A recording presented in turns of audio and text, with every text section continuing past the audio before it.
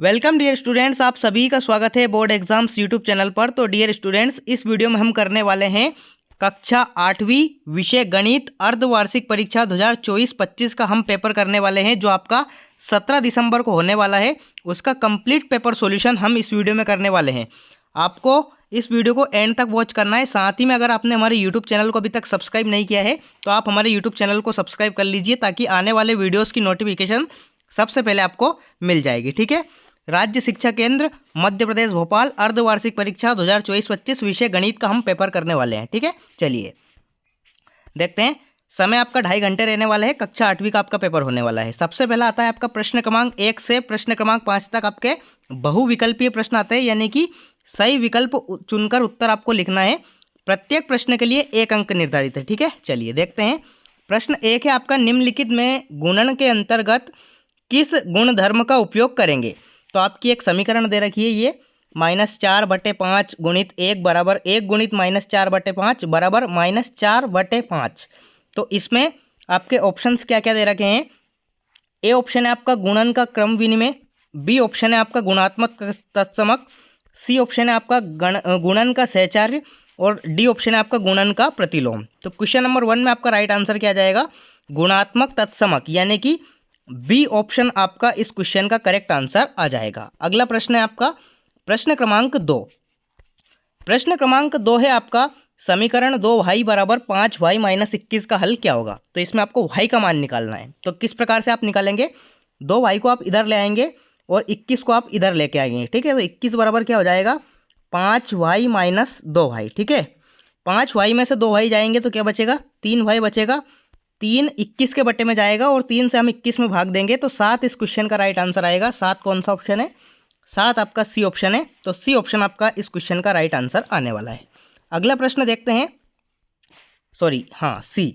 अगला प्रश्न है आपका प्रश्न क्रमांक 3, 23 के घन में इकाई का अंक क्या होगा, ये आपको बताना है। यानी कि 23 का घन मतलब 23 गुणित 23 गुणित 23 आपको करना है और इसमें इकाई का अंक आपको बताना है। तो पूरा गुणा मत कीजिए, 3 का गुणा 3 में कीजिए, 3 × 3 9 हो जाएगा।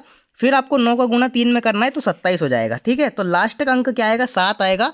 7 कौन से ऑप्शन में है, सी ऑप्शन में है आपका। तो सी ऑप्शन इस क्वेश्चन का करेक्ट आंसर आने वाला है। अगला प्रश्न देखते हैं, प्रश्न क्रमांक 4।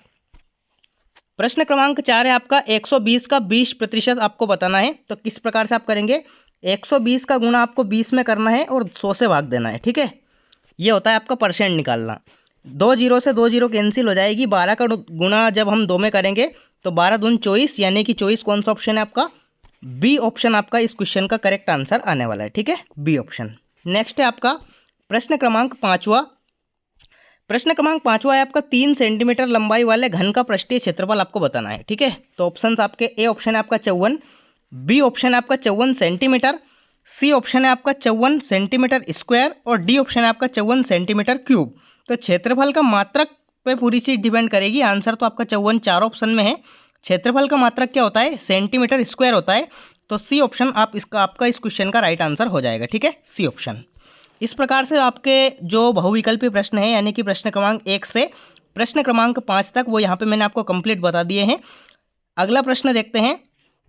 अगला प्रश्न आता है आपका प्रश्न क्रमांक 6 से प्रश्न क्रमांक 10 तक, रिक्त स्थान। ठीक है, रिक्त स्थानों की पूर्ति आपको करना है। प्रत्येक प्रश्न के लिए 1 अंक आपका निर्धारित है। चलिए देखते हैं। प्रश्न क्रमांक 6 क्या है आपका, परिमेय संख्याओं के रिक्त स्थान के लिए 0 1 तत्समक है। तो पहले में आपका राइट आंसर आ जाएगा योज्य। क्या आ जाएगा, योज्य। ठीक है, परिमेय संख्याओं के योज्य के लिए 0 1 तत्समक है। नेक्स्ट है आपका प्रश्न क्रमांक 7वां, एक समचतुर्भुज के विकर्ण परस्पर रिक्त स्थान होते हैं। तो इसमें आपका राइट आंसर आ जाएगा प्रतिच्छेदी। क्या होते हैं, प्रतिच्छेदी। ठीक है, एक दूसरे को ये काट देते हैं, प्रतिच्छेदी आपका इसमें राइट आंसर आने वाला है प्रश्न क्रमांक 7 में। अगला है आपका प्रश्न क्रमांक 8, किसी निश्चित घटना की प्रायिकता क्या होती है। तो आप सभी को पता है कि निश्चित घटना की प्रायिकता सदैव 1 होती है। तो 1 आपका इस क्वेश्चन का राइट आंसर आने वाला है। अगला है आपका प्रश्न क्रमांक 9। प्रश्न क्रमांक 9 है आपका, जीएसटी यह कर माल की आपूर्ति या सेवा या रिक्त स्थान पर लगाया जाता है। तो ये सेवा या वस्तुओं पर लगाया जाता है। ठीक है, तो आपको इसमें राइट आंसर लिखना है वस्तुओं पर। ठीक है, वस्तुओं पर, वस्तुओं इस क्वेश्चन का राइट आंसर आ जाएगा। प्रश्न क्रमांक 10वां है आपका, किसी ठोस का पृष्ठीय क्षेत्रफल उसके फलकों के रिक्त स्थान का योग होता है। तो किसी ठोस का पृष्ठीय क्षेत्रफल उसके फलकों के क्षेत्रफलों का योग होता है। ठीक है, क्षेत्रफलों का योग होता है, तो क्षेत्रफलों इस क्वेश्चन का राइट आंसर आ जाएगा। ठीक है, क्षेत्रफलों का योग होता है। तो इस प्रकार से आपके जो प्रश्न क्रमांक 6 से प्रश्न क्रमांक 10 यानी कि रिक्त स्थान पूछे गए हैं वो यहाँ पे कंप्लीट हो जाते हैं। अगला प्रश्न देखते हैं। प्रश्न क्रमांक 11 से 16 तक आते हैं आपके अति लघुत्तरीय प्रश्न और प्रत्येक प्रश्न के लिए 2 अंक निर्धारित है। ठीक है, चलिए देखते हैं प्रश्न 11वां। प्रश्न 11वां है आपका -4/9 प्लस -4/9 को आपको हल करना है। इन क्वेश्चंस के आंसर्स जो है मैं आपको वीडियो के लास्ट में बताऊंगा, तसल्ली रखिए, पूरे के पूरे क्वेश्चंस का आंसर्स मैं आपको बताने वाला हूं, इसलिए आपको वीडियो को एंड तक वॉच करना है। ठीक है, प्रश्न 11वां हो जाएगा आपका।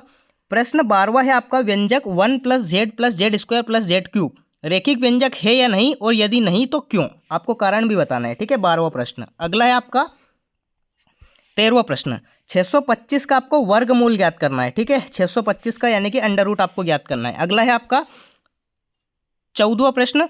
64 का घनमूल ज्ञात कीजिए, यानी कि अंडर रूट 64 और उसकी घात होगी यहाँ पे 3। 64 की घात 1/3 का मान आपको ज्ञात करना है। ठीक है, अगला है आपका प्रश्न क्रमांक 15। 3/4 को प्रतिशत में आपको बदलना है। ठीक है, इसको परसेंटेज में किस प्रकार से आपको बदलना है मैं आपको बताने वाला हूँ। प्रश्न क्रमांक 16 है आपका 3 पदों वाले व्यंजक को क्या कहते हैं, ये आपको लिखना है। ठीक है, चलिए इस प्रकार से आपके प्रश्न क्रमांक 11 से प्रश्न क्रमांक 16 तक अति लघुत्तरीय प्रश्न कंप्लीट हो जाते हैं। अगला प्रश्न देखते हैं। प्रश्न क्रमांक 17 से प्रश्न क्रमांक 22 तक आते हैं आपके लघुत्तरीय प्रश्न, और इसके लिए निर्देश दे रखा है कि प्रत्येक प्रश्न के लिए 3 अंक निर्धारित है। ठीक है, चलिए देखते हैं। प्रश्न क्रमांक 17 है आपका -3/4 गुणित -4/15 4 गुणित 0/7 का मान ज्ञात आपको करना है। ये हो जाएगा आपका प्रश्न क्रमांक 17। प्रश्न क्रमांक 18 आपकी स्क्रीन पर है। समीकरण को सरल रूप में बदलते हुए हल कीजिए। 0.2f × 4f-3 बराबर 0.05 कोष्टक में दे रखा है 10f-9, इसको आपको हल करना है। ठीक है, अगला है आपका प्रश्न क्रमांक 17। -3/4 गुणित -4/15 4 गुणित 0/7 का मान आपको ज्ञात करना है। अगला है आपका प्रश्न क्रमांक 18वां। प्रश्न क्रमांक 18 आपकी स्क्रीन पर है, आप इसको अच्छी तरह से पढ़ लीजिए। समीकरण को सरल रूप में बदलते हुए लिखिए। 0.25 4f-3 बराबर 0.05 10f-9, इसका मान आपको ज्ञात करना है। नेक्स्ट है आपका प्रश्न क्रमांक 19वां। जब एक पासे को फेंका जाता है तो 4 से बड़ी संख्या प्राप्त करने के लिए प्रायिकता ज्ञात कीजिए। अगला है आपका प्रश्न क्रमांक 20वां। प्रश्न 20वां जो है आपकी स्क्रीन पर है। यदि एक थैले में 4 लाल गेंदे और 2 पीली गेंदे हैं, थैले के अंदर बिना देखे एक गेंद निकाली जाती है, एक लाल गेंद प्राप्त करने की प्रायिकता आपको बतानी है। ये हो जाएगा आपका प्रश्न क्रमांक 20वां। नेक्स्ट है आपका प्रश्न क्रमांक 21वां। प्रश्न 21वां है आपका वह सबसे छोटी संख्या ज्ञात कीजिए जिससे 704 को भाग देने पर भागफल एक पूर्ण घन बन जाए। ठीक है, ये हो जाएगा आपका प्रश्न क्रमांक 21वां। प्रश्न क्रमांक 22वां है आपका किसी संख्या को दुगुना करने पर उस संख्या में 100% वृद्धि होती है, यदि उस संख्या को आधा कर दें तो कितना प्रतिशत ह्रास होगा, ये आपको बताना है। ठीक है, तो इस प्रकार से आपके प्रश्न क्रमांक 17 से प्रश्न क्रमांक 22 तक जो आपके प्रश्न हैं वो पूछे गए हैं लघुत्तरीय प्रश्न। ठीक है, ये लघुत्तरीय प्रश्न यहाँ पे कंप्लीट हो जाएंगे। इनके वीडियो के लास्ट में मैं आंसर बताने वाला हूँ, तो आपको वीडियो को एंड तक वॉच करते रहना है। दीर्घोत्तरीय प्रश्न आते हैं आपके प्रश्न क्रमांक 23 से प्रश्न क्रमांक 26 तक। इनका निर्देश दे रखा है कि प्रत्येक प्रश्न के लिए 5 अंक निर्धारित है। ठीक है, चलिए देखते हैं। प्रश्न क्रमांक 23वां आपकी स्क्रीन पर है। समलंब चतुर्भुज PQRS में x का मान आपको ज्ञात करना है। ठीक है, ये चित्र दे रखा है, इसमें आपको x का मान बताना है। अगला देखते हैं प्रश्न क्रमांक 24वां। प्रश्न क्रमांक 24वां आपकी स्क्रीन पर है। एक माली 625 पौधे ऐसे लगाना चाहता है जिससे कि प्रत्येक पंक्ति में उतने ही पौधे आए जितनी पंक्तियों में संख्या हो। पंक्तियों की संख्या और प्रत्येक पंक्ति में पौधों की संख्या आपको ज्ञात करना है। ठीक है, ये हो जाएगा आपका प्रश्न क्रमांक 24वां। प्रश्न क्रमांक 25वां आता है आपका 2a² + 3b का होल स्क्वायर को आपको सरल करना है। ठीक है, सर्व समीकरण का आपको क्वेश्चन पूछा गया है। और प्रश्न क्रमांक 26वां और अंतिम प्रश्न आता है आपका 21 सेंटीमीटर चौड़ाई वाले एक आयताकार कागज को चौड़ाई के अनुदिश मोड़कर 5 सेंटीमीटर त्रिज्या वाला एक बेलन बनाया जाता है, उसका आयतन ज्ञात कीजिए। ये हो जाएगा आपका प्रश्न क्रमांक 26वां। ठीक है, तो इस प्रकार से जो आपका कंप्लीट पेपर है वो मैंने आपको बता दिया है। जैसा कि आप जानते हैं कि मैंने आपको हिंदी का पेपर भी बता दिया था, अब ज़्यादा कुछ बोलने की ज़रूरत नहीं है क्योंकि आप समझदार हैं। चलिए अब इन क्वेश्चंस के आंसर्स अपन देख लेते हैं। प्रश्न क्रमांक 11 से प्रश्न क्रमांक 26 तक अति लघुत्तरीय, लघुत्तरीय और दीर्घोत्तरीय प्रश्नों के उत्तर हम देख लेते हैं। चलिए आप इनका स्क्रीनशॉट लेते जाइए और अच्छी तरह से इनको रिवाइज कर लीजिए क्योंकि ये परीक्षा में आपको देखने को मिलेंगे ऐसे ही क्वेश्चंस, ठीक है। ये हो जाएगा आपका प्रश्न क्रमांक 11 का उत्तर। जल्दी से इनको याद कर लीजिए। प्रश्न क्रमांक 11 का उत्तर आपकी स्क्रीन पर है। अगला आता है आपका प्रश्न क्रमांक 12वें का उत्तर। तो प्रश्न क्रमांक 12 का उत्तर इस प्रकार से हो जाएगा, ठीक है। प्रश्न क्रमांक 12 का उत्तर इस प्रकार से हो जाएगा, इसको आप अच्छी तरह से याद कर लीजिए। प्रश्न क्रमांक 12 का उत्तर। नेक्स्ट आता है आपका प्रश्न क्रमांक 13 का उत्तर। 625 का वर्गमूल ज्ञात करना था आपको, तो 625 का वर्गमूल 25 हो जाएगा। नेक्स्ट आता है आपका प्रश्न क्रमांक 14वां।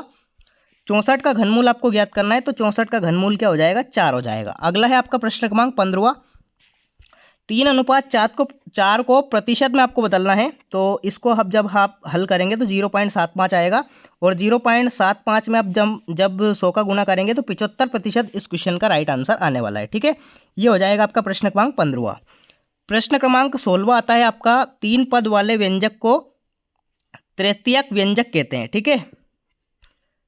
इस प्रकार से आपको लिखना है, तो ये हो जाएगा आपका प्रश्न क्रमांक 16वें का उत्तर। तो अति लघुत्तरीय प्रश्नों के उत्तर यहाँ पे समाप्त होते हैं। नेक्स्ट देखते हैं लघुत्तरीय प्रश्न, ठीक है। लघुत्तरीय प्रश्न प्रश्न क्रमांक 17 से प्रश्न क्रमांक 22 तक हैं।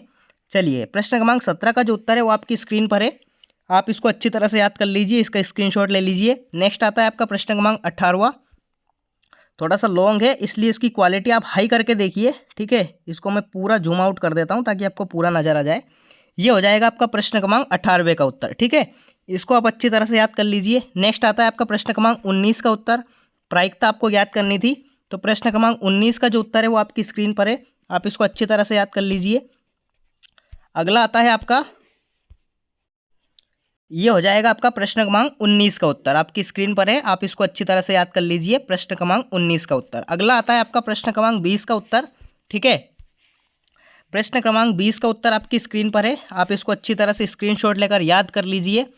प्रश्न 21वां आता है आपका, ये वाला 704 वाला, ठीक है। इसको पूरा जूम आउट कर देता हूं मैं। इस प्रकार से आपका प्रश्न क्रमांक 21 का उत्तर ये हो जाएगा, ठीक है। क्वालिटी आप हाई कर लीजिए वीडियो की ताकि आपको प्रत्येक शब्द अच्छी तरह से नजर आ जाए, ठीक है। नेक्स्ट प्रश्न क्रमांक 22वां आता है आपका, ये दे रखा है प्रश्न यहाँ पे, इस प्रश्न को भी आप पढ़ लीजिए एक बार और आपका सॉल्यूशन भी यहाँ पे दे रखा है, ठीक है। 50% इस क्वेश्चन का राइट आंसर आपको आ जाएगा। तो लघुत्तरीय प्रश्न जो आपके पूछे गए थे प्रश्न क्रमांक 17 से प्रश्न क्रमांक 22 तक, उनके कंप्लीट सॉल्यूशन हम देख चुके हैं। नेक्स्ट अगला आता है आपका दीर्घोत्तरीय प्रश्न। प्रश्न क्रमांक 23वां का उत्तर जो है आपकी स्क्रीन पर है, आप इसको अच्छी तरह से याद कर लीजिए। प्रश्न क्रमांक 23 का जो उत्तर है वो आपकी स्क्रीन पर है, आप इसको अच्छी तरह से याद कर लीजिए। नेक्स्ट अगला आता है आपका प्रश्न क्रमांक 24 का उत्तर। प्रश्न क्रमांक 24 का उत्तर आपकी स्क्रीन पर है, इसको आप अच्छी तरह से याद कर लीजिए। प्रश्न 24 का उत्तर ये हो जाएगा।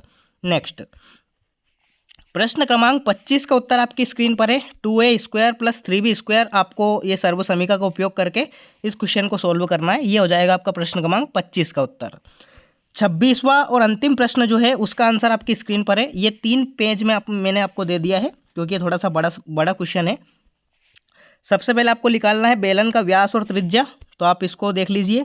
नेक्स्ट आपको निकालना है बेलन की ऊंचाई, तो इसका आंसर आपको दे रखा है 31.4 सेंटीमीटर।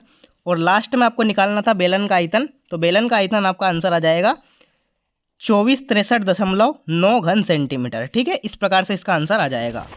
तो प्यारे बच्चों, मैंने आपको कक्षा 8वीं जो आपका गणित का पेपर होने वाला है 17 दिसंबर को, उसका कंप्लीट पेपर आपको बता दिया है। अगर फिर भी आपको कोई डाउट है तो मुझे कमेंट बॉक्स में ज़रूर बताइए। साथ ही में अगर आपने हमारे यूट्यूब चैनल को सब्सक्राइब नहीं किया है तो आप हमारे यूट्यूब चैनल को सब्सक्राइब कर लीजिए ताकि ऐसे ही वीडियो की नोटिफिकेशन जो है सबसे पहले आपको मिल जाएगी। मिलते हैं अगले वीडियो में, तब तक के लिए टाटा बाय बाय, जय हिंद, वंदे मातरम।